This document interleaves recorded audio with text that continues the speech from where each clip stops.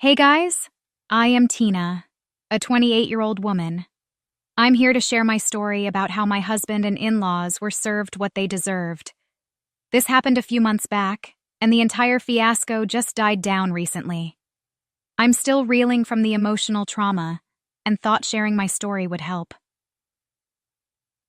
2 years ago, I made the biggest mistake of my life.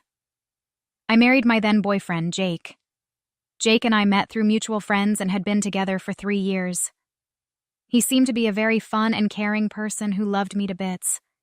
He came from a wealthy family and also had a high-paying job. We immediately clicked due to our love for traveling, and soon we were seriously dating. All my friends thought he was a great guy and were genuinely happy about us. The relationship itself was super smooth. He was extremely caring and often gave me gifts to cheer me up on bad days. He even got me a new laptop on the day I graduated college. We often planned trips, and he insisted on paying for most of our expenses. Initially, I was extremely uncomfortable with Jake paying for me. Jake, you know I'm just a college student. I don't have much money to gift you good things. At least let us split the other expenses.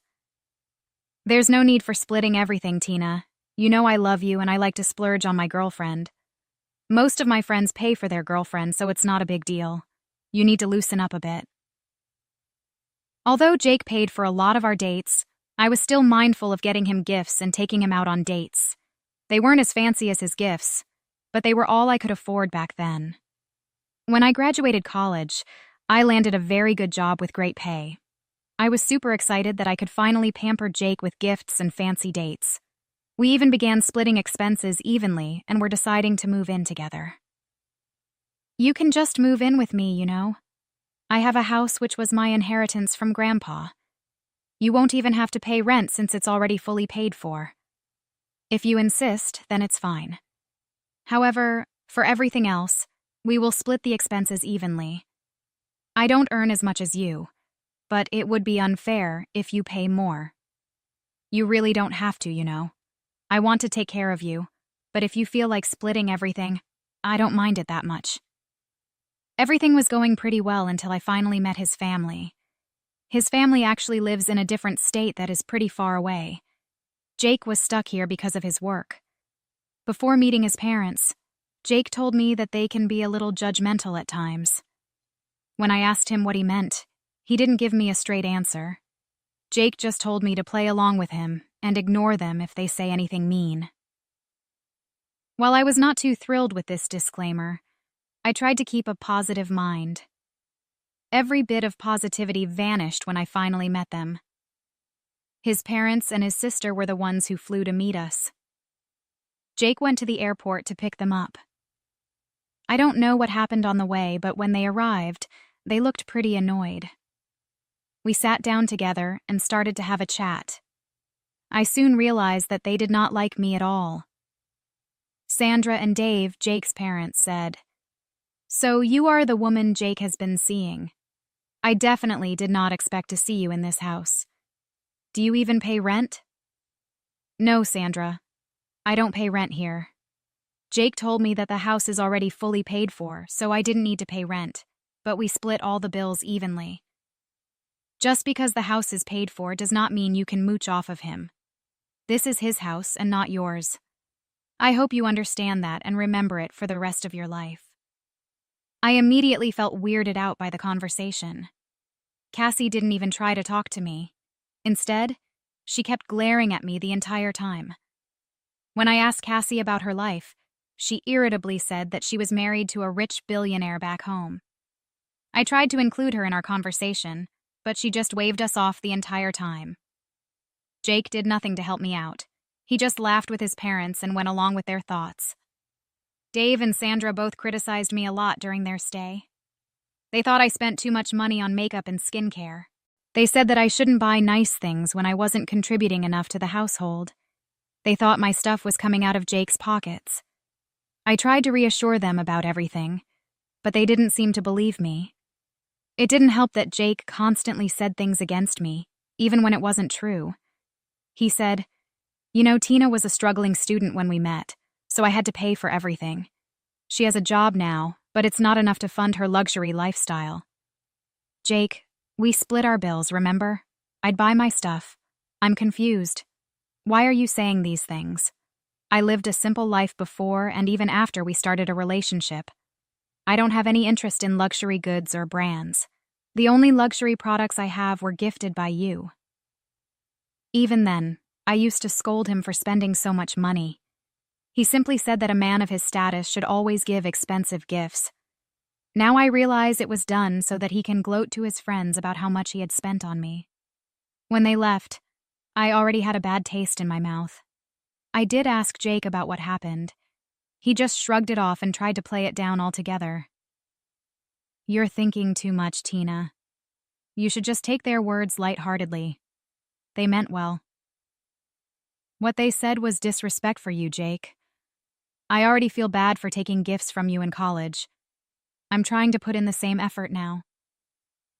Relax, you're overreacting. They don't know everything, so let it be. 6 months went by, and Jake proposed to me. I was super happy because I genuinely loved him with all my heart. We planned an engagement party, which again was split evenly. I was working on my small business on the side, which prospered in under a year. Jake knew about this and was happy for me. He never asked how much I made, so I never told him. To him, it was a small hobby that didn't bring in much money, if at all. However, I decided that it was time I started treating myself a little. That is why I decided on a big engagement party. Jake also went along with it just fine. We split all the expenses equally because it was an expensive party. I wanted Jake to meet my extended family, so I also paid for their plane ticket so that they could come. On the day of the engagement party, they said, "You know, Tina, you shouldn't have splurged so much at this party. You're already draining Jake's account before you're even married. At this rate, you'll be out of money and have to settle for a backyard wedding. I thought you were financially irresponsible. Turns out it's worse than I thought." Yeah, I told her the party was over the top. It was so unnecessary to have your family flying from other states. I can't believe how much this party cost. I can already feel my wallet getting lighter. What are you talking about? We mutually agreed to this party. I paid for my share of the party as well. It was your idea to include everyone so that we can meet them as a couple. You know, Tina, you insisted so much I couldn't say no. I usually don't mind spending, but Jesus, this party cost us a lot. So, you have already started to manipulate my boy into paying money. Jake is so sweet. He just can't say no to you. You should have fought better. I can see I was right about what kind of girl you are. That's very disrespectful, Sandra. I didn't extort money out of your son. Having a big party was actually his idea first. We had countless discussions before we put down the money. I was so shocked by his behavior that I'd excused myself and took a breather. I went out to the lawn of the venue only to find Cassie and her husband Jim laughing about me there. They didn't even stop when they noticed me. I felt that my engagement party was ruined. Jake was having a blast while I had to deal with his family's judgments. Most of his extended family didn't even know that I work. They thought I was a jobless fiancé who is dependent on Jake. My mom then came over when she noticed how sad I was. Mom is extremely protective of me. She raised me as a single parent and knows how hard it is to manage finances. Another thing about my mom is that she doesn't take disrespect, even when it's directed towards her child. She told me, "Tina, I think you should really rethink the engagement. I have been hearing your in-laws' mean comments the entire party. You can't let them hurt you like that. I don't know why they are doing this. Even Jake is going along with their horrible notions about me. You need to sit down and have a talk with Jake. It's time for you to have a serious conversation with him." After the party was over, I did take up my concerns with Jake. He simply made it seem like he was joking around. Jake also told me that he loves me and doesn't care if I break the bank, but I was paying for everything else except rent. I reiterated my wish to pay some rent, but he brushed me off again. The wedding planning was equally stressful. His parents kept criticizing my choices and said, "Tina, you're spending way too much money. You need to stop bankrupting my son. He is not your cash cow." That's a horrible thing to say, Sandra. We are both paying for the wedding, along with my mom. You are not contributing anything. So, robbing my son was not enough for you? Did you expect us to empty the bank account for you as well? I'm not asking for money, Dave. I'm simply telling you that we can pay for this wedding just fine. On the day of the wedding, Cassie also kept commenting on how I overspent on my dress and makeup. I told her that my mom paid for these things, but she didn't listen. The ceremony went well, but during the reception, Sandra and Dave kept bringing up how I spent too much money and bled their son dry. I didn't want them to spoil my wedding like they did with the engagements, so I kept quiet. Things were suspiciously calm after the wedding, however. That would soon change for me and his family. After a few months, Jake received a big promotion at work. He was looking forward to the promotion and wanted to celebrate it with family. Jake insisted on a big dinner party to which both sides of our family were invited. I was super happy for him and said, "I want this dinner to be extra special, Jake. I'm extremely proud of you and want to give you a little treat. I have decided that I will pay for the dinner party completely." "Seriously, but where will you get so much money?" "Don't worry, Jake. My business is doing well and I have a salary for my job. Plus, I finally gained access to a trust fund from my paternal grandfather." Jake was extremely happy about my decision and the fact that the party was on me. I even planned the entire thing so you didn't have to do anything. I booked a large venue and got the best caterers for the food. Everyone was impressed by what I had arranged. The ambiance was happy and cheerful. However, that was before his family arrived. They looked at the preparations and were not happy about it. I didn't understand what was wrong since everyone else said it was perfect. It soon became clear what their problem was. During the speeches, Sandra stood up and loudly said, "I thank everyone for gathering here to celebrate my son. As you all know, he's an incredibly hardworking man and also very generous. He deserves this promotion completely. However, his luck just ended there. It is sad that out of all people he was shackled down by a gold digger. I wish he had the foresight to see what his wife is. Then he wouldn't have to work so hard to find her a luxury life." Yeah, I'm sure it's now clear to everyone that his wife is a big spender. From the engagement party to this dinner, she pretty much emptied his accounts. I feel sorry for my poor boy. I'm glad he made Tina sign the prenup before the wedding. That way, at least some of his assets would be saved. Seriously, the way my wife spends, you'd think we would be on the streets by now. Thankfully, I can earn enough to keep a trophy wife. It's a shame I can't spend money on myself since there is none left for me. Jake, you really did mess up by marrying her. Jim would never have accepted a gold digger like that. I take good care of my finances because I don't want my husband to be homeless. People don't care as long as they can buy expensive things. What are you saying? Do you guys think I am a gold digger? I mean, it must be clear to everyone by now. You know your lifestyle is quite damaging to my bank account. I would have divorced her sooner, man. Your one patient husband. Watch out before you land on the streets. That's enough, Jake. Why are you saying these things? You don't pay for my lifestyle, I do. I pay for the entire party by myself. You don't even give me gifts anymore. Oh my God, bro. This one is a gold digger and a liar as well. Everyone just kept laughing at what they said. At this point, I knew exactly what I needed to do. So I held my head high and said, "Since I am such a gold digger to you, let me just show you my bank balance. I guess that will clear things up for you." I then showed everyone my bank balance. No way. You have to be lying. Did you steal my son's money, Jake? Just look at this. She must have stolen from you. I don't need to steal money from your son. This is all my blood and sweat. Also, I recently got access to my trust fund. It was left to me by my grandfather. I was going to get a bigger house with it and surprise Jake. I guess that won't be happening anymore. What do you mean? We can still buy the house. It'll be a lovely gift. After watching you join your family and calling me names, this is not happening. Your family has been insulting me for too long. You never once stood up for me. Instead, you made up these lies about how I'm using your money. Listen, you're overreacting. No, I am not overreacting. All the people here know what your family has been calling me. They were here when you let them insult me during our engagement party. I will no longer tolerate this disrespect from you. I want a divorce. No, Tina. Just listen to me. Jake, I would suggest you keep your mouth shut. You never defended my girl these years. You were even cruel enough to join in with your family. Anything you say at this point will be laughable. It's time she ends the toxic relationship for good. With that, we left the party. All the invitees were shocked and were whispering to each other. I realized that I had exposed him to his extended family, friends, and work colleagues. However, I didn't care anymore. I was done with him. All these years of crime because of their insults got to me. I couldn't live with him anymore. I deserve someone who respects me.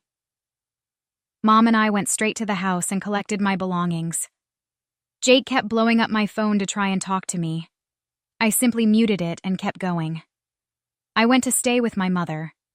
When I made it home, I broke down as I started to realize what had happened.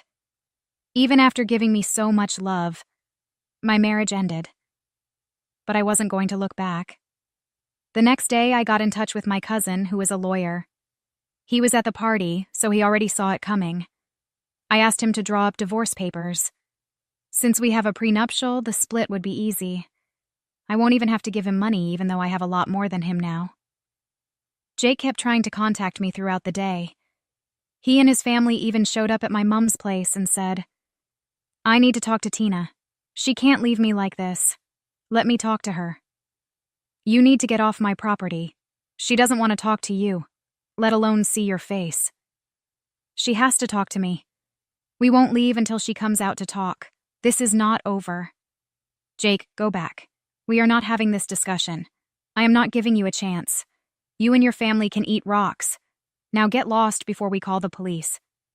Jake went home but kept sending texts and voicemails. They ranged from sobbing to screaming and threatening me with harm. He said, "Tina, please don't do this to me. You know how much I love you. Please come back. I didn't mean to insult you. Forgive me. Tina, stop being stupid. I'm tired of your expletive. If you get the divorce, I will take everything from you. Just wait and see." I stored all the recordings just in case I needed a restraining order. I was a mess, and my mom helped me a lot. Jake even tried to show up at my office as a ditch effort. Good thing I informed the security beforehand, so he was dragged out immediately. It was then that I decided I would quit my job. It paid well, but my business was booming, and I didn't need a job. I wasn't interested in becoming a millionaire. I simply wanted to have a peaceful life with dignity. So, I served my notice that day itself. A week after, Jake was served divorce papers at his work. He was delivered and showed up at my work again. Jake was then told that I had already quit. An ex-colleague of mine told me what happened. However, he didn't stop there. He kept sending flowers and gifts to Mom's address. We returned all those parcels. After another week, the harassment was so severe that I thought about relocating. I was going to buy a house anyway, so with the help of my mother, I found a good house in the next state. It was just perfect for me. I could live there away from my ex, and my mother could also easily reach me when she wants. I'm currently waiting for all my paperwork to be finalized. Since the prenuptial was solid, the judge granted the divorce fairly easily. We did go through 6 months of separation before the judge made the decision. However, I needed that time to get my stuff together. As soon as the divorce was finalized, I moved to my new home. I got a new number because Jake and his family were spamming my old one, from what I heard so far. Jake is a mess and is blaming his parents for ruining his marriage. Jake's professional life also took a hit. His colleagues didn't talk to him anymore, and his seniors are pissed at the bad publicity. It's a small community, so words travel fast. His parents are spreading rumors about me cheating on him. Thankfully, no one believed those lies. They have been telling people that I was a bad person. If these things escalated, I might think about suing for defamation. However, Their words have only made them look bad in their community. I, on the other hand, am doing extremely well. I'm spending time bettering my business and finally getting to enjoy my life. I've even started going out and have been on a few dates. Jake did give me a lot of insecurity, so I'm careful about getting committed too fast. However, I am hopeful I will heal in the future and finally find someone who will cherish me.